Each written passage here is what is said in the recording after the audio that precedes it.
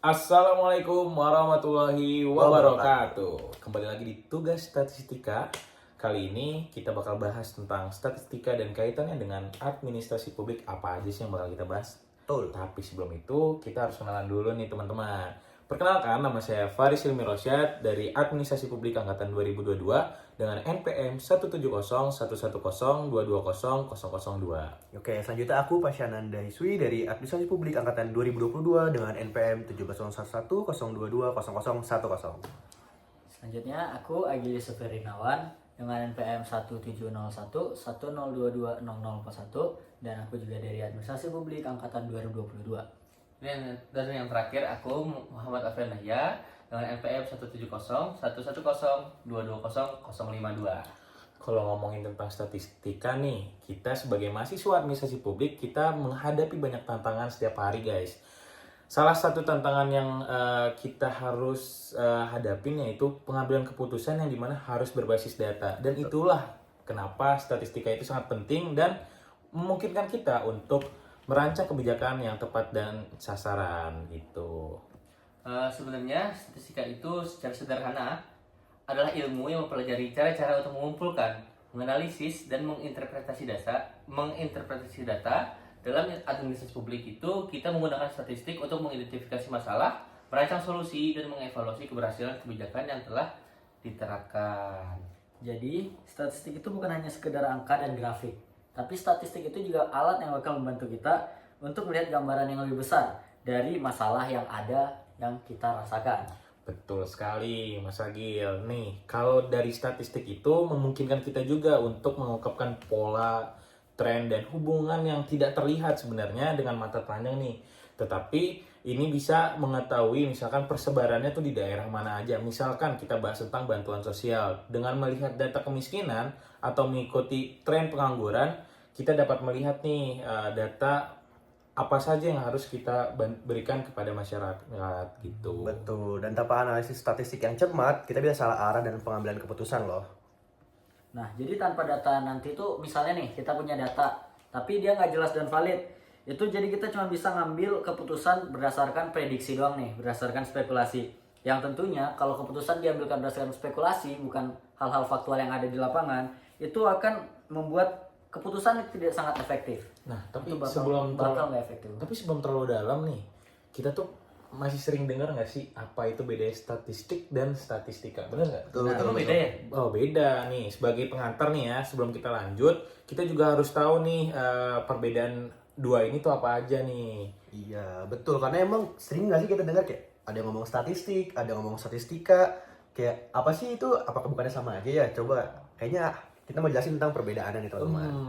Sebenarnya memang keduanya terdengar mirip sih gitu, tapi sebenarnya ada perbedaan mendasar. Misalkan nih, kalau statistik itu dia lebih ke data atau angka yang sudah dikumpulkan, diolah dan dianalisis. Sedangkan kalau statistika itu adalah ilmu yang metodenya itu dipelajari bagaimana cara mengumpulkannya, bagaimana cara menganalisisnya, dan bagaimana cara menginterpretasikan data tersebut gitu teman-teman. Nah, jadi sih setelah gue dengar nih dari Hilmi, berarti statistik itu hasilnya dan statistika itu proses yang kita laluin ya buat dapetin itu. Nah, kurang lebih benar teman-teman. Jadi statistik itu adalah kumpulan data atau hasil analisis seperti angka pengangguran, data kesehatan, dan jumlah siswa yang lulus ujian. Itu semua ada contoh statistik. Sedangkan dengan statistika adalah proses ilmiah yang digunakan untuk mempelajari data tersebut teman-teman. Misalnya bagaimana kita menentukan teknik yang tepat untuk menganalisis dan menganalisis pengangguran di suatu daerah, atau bagaimana cara menafsirkan hasil survei dari kesehatan masyarakat misalnya teman-teman. Oh, jadi statistika itu lebih terkait dengan teorinya, sedangkan statistik itu penerapannya dalam bentuk data konkret. Betul kali itu Mas Alfi. Statistika itu lebih berfokus sebagai ilmu yang berkaitan dengan teori, prinsip-prinsip, metode yang digunakan untuk mengumpulkan cara data-datanya, mengolah datanya. Sedangkan kalau statistik itu adalah hasil dari penerapan metodenya. Dan misalnya nih, kalau kita berikan contohnya nih, contoh sederhananya, misalkan jika kita sedang melakukan survei tentang pengaruh program bantuan sosial terhadap kemiskinan. Nah, proses untuk mendesain surveinya itu memilih teknik analisis dan menginterpretasi data juga itu didapatkan dari hasil statistika. Sedangkan hasil akhirnya seperti hasil presentasenya nih itu misalkan presentasi penerima bantuannya itu bisa disebut sebagai data statistik gitu teman-teman. Paham. Udah mulai paham nih aku. Jadi statistika itu adalah alat atau metode yang kita pelajari, dan statistik itu adalah hasil yang kita lihat setelah metode itu diterapkan. Tuh. Betul. Jadi kedua itu saling melengkapi. Tanpa statistika kita tidak akan tahu bagaimana cara memproses dan menganalisis statistik dengan benar. Dan tanpa statistik kita tidak punya data untuk dianalisis. Oke. Jadi, nah kita ini kan sebagai mahasiswa administrasi publik ya, dan tentunya insya Allah lulus dari administrasi publik ini kita bakal jadi praktisi administrasi publik. Nah itu kita tuh harus mempelajari terkait statistika. Jadi kita bisa mengelola dan memahami statistik itu sendiri, yang bakal nanti sebagai praktisi administrasi publik sendiri, yang bakal kita gunain nanti tuh data-datanya untuk pengambilan keputusan yang akan kita lakukan di masa yang akan datang. Persis Gil, kita juga dalam keseharian itu dituntut untuk selalu ngomong tentang data ataupun juga memahami dari apa itu statistika dan statistik, karena dalam membuat keputusan yang berbasis data itu tentunya sangat penting dalam administrasi publik itu sendiri. Nah teman-teman nih, kalau misalkan kita ngomongin statistik dalam misalkan pengelolaan sumber daya, kita coba bahas tentang pengelolaan anggaran negara. Misalnya dalam menentukan anggaran untuk program pembangunan infrastruktur dan distribusi bantuan sosial di suatu daerah dengan menggunakan data statistik, kita dapat bisa melihat nih daerah mana nih yang infrastrukturnya kurang baik, terus bantuan mana aja atau rakyat yang secara ekonominya menengah ke bawah itu ada di mana-mana aja. Nanti kita bisa nyesuaiin nih penerapan programnya apakah sudah sesuai dengan data-data yang tadi ada di lapangan gitu. Oke, berarti dari Kang Hilmi menyebutkan berarti si statistik ini bisa lah ya kita gunain buat ngehindarin adanya ketimpangan penggunaan alokasi dana nanti. Oke, betul. Misalnya kalau ada daerah nih teman-teman dengan tingkat kemiskinan yang tinggi, kita bisa fokuskan tuh lebih banyak bantuan ke sana. Jadi tanpa data kita bisa saja memberikan bantuan yang nggak tepat sasaran gitu. Dan juga kita tuh juga bisa memantau teman-teman, apakah dana yang sudah dialokasikan itu benar-benar sampai ke masyarakat yang membutuhkan. Statistik itu juga memungkinkan kita untuk melacak distribusi dan mengevaluasi keberhasilannya. Selain untuk kebijakan yang ada teman-teman, statistik itu nih juga bisa membantu kita untuk memprediksi peristiwa yang akan datang, misalnya data pengangguran nih, atau pengangguran atau kelahiran dapat digunakan untuk merancang program jangka panjang juga. Oh ya. Berarti benar ya, misalkan kita bisa memprediksi kebutuhan lapangan kerja nih gitu. Nah kita dalam beberapa tahun ke depan berdasarkan data pengangguran saat ini bisa diproyeksikan, karena nanti statistik ini memungkinkan kita untuk merencanakan program-program yang relevan dan dengan perkembangan yang ada di kemudian hari gitu. Oke, berarti kayak yang data statistik yang ditunjukin sama Kang Alfi ya. Berarti statistik ini ngasih tahu kita informasi terkait bukan hanya tentang kondisi saat ini, tapi juga bisa buat ngeprediksi lah ya, atau merencanain buat masa depan nantinya. Betul, persis. Dan yang lebih penting, keputusan yang kita ambil nih teman-teman harus berdasarkan statistik yang terukur dan pastinya akurat. Nah, kalau kita ngomongin tentang statistik dalam evaluasi program nih, pastinya kan tadi setelah program itu berjalan, kita juga harus tahu nih apakah program itu efektif atau enggak. Disinilah nih letak statistiknya dia bermain.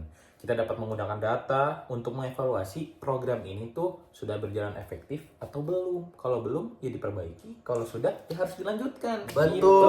Misalnya nih teman-teman ada program pembangunan jalan atau distribusi bantuan, kita bisa melihat nih apakah ada peningkatan di daerah tersebut yang mendapat bantuan atau tidak. Jadi statistik memberikan kita informasi objektif tentang keberhasilan program tersebut. Oke.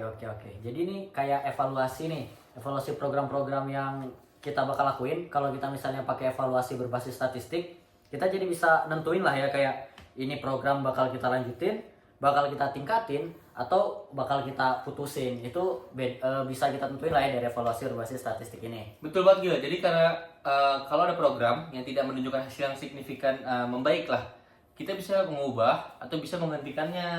Karena evaluasi yang berbasis data itu bisa memberikan kita dasar yang kuat untuk mengambilkan keputusan. Tapi orang-orang tuh pada suka takut sama statistika karena katanya ngomongin tentang data terus. Nah, kita tuh harus berpikir positif teman-teman terhadap statistika. Karena ini bukan sekedar angka-angka yang membosankan, tapi statistik adalah alat yang membantu kita untuk mengambil keputusan yang lebih baik dan lebih tepat sasaran nantinya. Bener banget nih. Jadi misalnya nih, kita nggak punya statistik, kita tanpa statistik, kita tuh bisa salah dalam mendistribusikan bantuan. Itu kayak yang tadi kan alokasi dana bantuan sosial. Misalnya kita nggak punya data statistiknya, bisa ada yang dapat, ada yang enggak, ada yang membutuhkan tapi nggak dapat gitu. Nah juga kayak perencanaan program itu bisa bakal menjadi masalah kalau misalnya si statistik ini nggak ada. Jadi statistik ini jadi dasar lah, jadi kayak pedoman buat kita itu yang sangat kuat buat ngerancang kebijakan yang tentunya kebijakannya ini bermanfaat bagi para masyarakat nantinya. Betul, dan yang lebih penting, teman-teman, statistika membantu kita bekerja dengan lebih efisien. Jadi kita tidak hanya tahu apa yang perlu dilakukan, tapi kita juga tahu bagaimana melakukannya dengan lebih baik. Nih, seperti teman-teman nih, lihat nih ya. Inilah analisis data sebagai contoh dalam program vaksinasi massal. Statistik ini sangat penting untuk memantau distribusi vaksin tuh. Tingkat partisipasi masyarakat juga bisa kelihatan dan efektivitas program di sini juga bisa kelihatan nih. Jadi kita dapat melihat data siapa yang sudah menerima vaksin, berapa banyak yang belum, dan juga daerah mana yang perlu diberikan lebih banyak perhatian teman-teman. Kayak ini ya, benar. Iya. Berarti nih, ini menunjukkan bagaimana statistik dapat meningkatkan efisiensi dan efektivitas pelayanan program gitu ya. Kalau tanpa data yang akurat mungkin agak merepotkan, tapi kita juga bisa memastikan bahwasannya kebijakan yang dijalankan benar-benar memberikan dampak yang diinginkan oleh masyarakat. Betul, apalagi kita sebagai warga negara ya teman-teman, perlu diingat, dengan adanya statistik kita bisa memonitor dan mengoreksi program secara real time. Ini sangat penting bagi administrasi publik, di mana setiap keputusan harus memberikan dampak positif bagi masyarakat. Nah, jadi setelah kita bahas-bahas tadi, statistika ini berarti alat yang penting lah bagi kita, terutama kita yang sebagai calon praktisi administrasi publik. Karena dengan adanya statistik, kita bisa mengambil keputusan yang tentunya bakal akurat dan relevan dengan kebutuhan masyarakat kita nantinya. Setuju, betul. Dan juga dengan adanya statistik, membantu kita untuk mengukur keberhasilan program dan merencanakan kebijakan dengan lebih efektif, teman-teman. Betul, karena teman-teman, di balik setiap kebijakan yang tepat, itu pasti ada data yang telah dianalisis dengan cermat. Betul. Oke, mungkin itu aja nih, tadi pembahasan kita menarik banget ya, cuman kita dipisahkan oleh waktu teman-teman. Semoga apa yang kita bahas ini dapat bermanfaat dan menginspirasi, dan jangan lupa buat teman-teman like, share, comment, and subscribe video ini. Kan tombol merah. Kata-kata mungkin ada kata-kata Kang Alfi? Oh, tapi ada kata-kata dulu di Kang Alfi untuk penutup nih. Kata-kata Kang Alfi hari ini. Oke, menarik. Laki-laki tidak bercerita, tapi ngomong soal data. Asik. Kayaknya masih ada lagi nggak nih? Mudah itu bernama Statistik.